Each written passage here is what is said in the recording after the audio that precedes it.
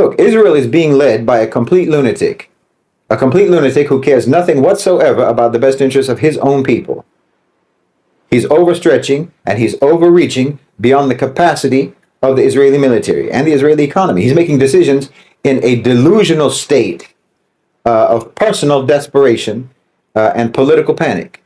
That's why they're lashing out like a cornered, wounded animal. Because yes, they are being surrounded. Israel is being surrounded by a newly cohesive, a newly organized, cooperative region that is increasingly acting with independent autonomy and in defiance of the United States.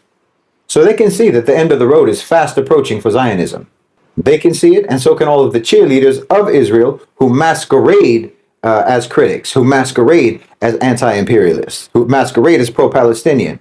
So you see them, and this is their last-ditch effort to try to mislead you. This is their last-ditch effort. You see them trying to throw up their hands and tell you that the end is nigh, that all hope is lost, trying to make you think that it's your end and not theirs, and that your hope should be lost, when actually the reality is that their hope is lost about their own plans and their own agenda in our region.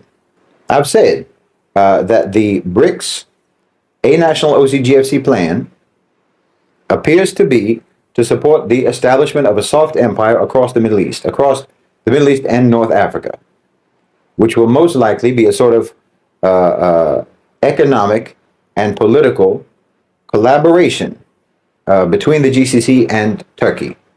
And the Gulf has been pursuing this. They've been pursuing this soft empire for quite some time through covert and overt means, through soft power and through firepower here and there, such as in Syria over the past decade, and unfortunately, tragically, contemptibly in Sudan right now. They've been pursuing it through investment. They've been pursuing it through diplomacy, through economic clout, through leverage, through trade-offs, and to some degree, through exploitation and coercion and extortion. But by whatever means, they have been pursuing it. And I believe that they have been successful in pursuing it, and they've been successful enough in what they've been trying to do, that they've been able to convince BRICS and convince the A National OCGFC that they should back it. And I think they are backing it. And with this support, the Iran obstacle to regional stability is being dealt with. And Iran seems to understand that they do need to cooperate. And I believe they are trying to cooperate. There's actually a level of unity and a level of solidarity across the Middle East that is absolutely unprecedented in my lifetime. Maybe even in a century. So yes, if someone is disgusted by this, if someone feels frustrated by this, if they feel outraged about this, well, then we know which side you're on. And we know what you really want for the Muslims. And what you really want for the Arab world, the Middle East, the Muslim world. And it's not our side that you're on. And it's not our best interest that you want. Like I've said, in order for the regional plan to be successful, militant groups have to be eliminated. Conflicts in the region have to be ended. And Zionism has to become untenable, which means basically unprofitable. The Israeli economy now, after more than a year of the Gaza genocide, the Israeli economy is in tatters. Their citizens are fleeing. Their military is overstretched. Their government is unfathomably corrupt and fanatic. Their prime minister is a fugitive. The entire global consensus is against them. They're rapidly becoming a serious liability for America, a serious liability for the West. Their whole project is imploding before our eyes. It's not surprising that Israel, in its death throes, is flailing with increasing violence. Violence and brutality have always been the lifeblood of the Zionist project. And it's expected, I think, that its violence would intensify in its frenzied attempt to stay alive. But the more outrageous Israel's savage belligerence becomes, the more it's weakened. And the more America and the collective West, subhanAllah, they lose any semblance of credibility and any influence worldwide. Because look, we all know what's supposed to happen. We all know what's supposed to be done here. You know, the UN ceasefire resolution last Ramadan used the exact same wording that was in the resolution that was used to justify NATO's actions against Libya.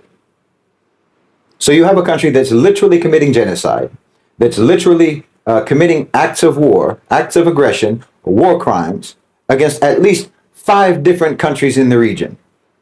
You know, you have a head of state who is incredibly unpopular, who is mentally unstable, psychologically unstable. He's leading an extremist government, behaving in increasingly volatile and dangerous ways, bringing the world to the edge of World War III. Obviously, if this was any other country, the West would launch violent regime change, overthrow. You know, there would be a no-fly zone over Israel and Gaza, and any Israeli aircraft would be shot down, and Israel would be subjected to a coalition bombing campaign that would reduce Tel Aviv to rubble. You know, there'd be militias, there'd be mercenaries marauding through the streets of Israel, just searching to try to find which sewer Netanyahu was hiding out in. And he'd be apprehended and he'd be handed over to the International Criminal Court. That's what's supposed to happen. That's what the West taught us is supposed to happen, because that's what they have done elsewhere. So the very fact that they're not doing that, they're not making that happen with regards to Israel's belligerence, Israel's aggression, Israel's violence. The very fact that they're not making that happen with regards to Israel completely discredits them on the global stage. I'm saying it completely obliterates the West's legitimacy on the global stage. Israel has put Western hypocrisy on full display, and they've exposed them for what they are and for what they always have been: colonizers, raiders, looters, pirates, killers who think that a mask is an airtight alibi. Israel and Zionism are absolutely sinking the collective West, and I don't doubt for a minute that they're going to cut ties. They're going to cut them loose, because Israel is an anchor. It's not a flotation device, and the West is going to have to let them go sooner rather than later if they don't want to be dragged down into the depths of oblivion.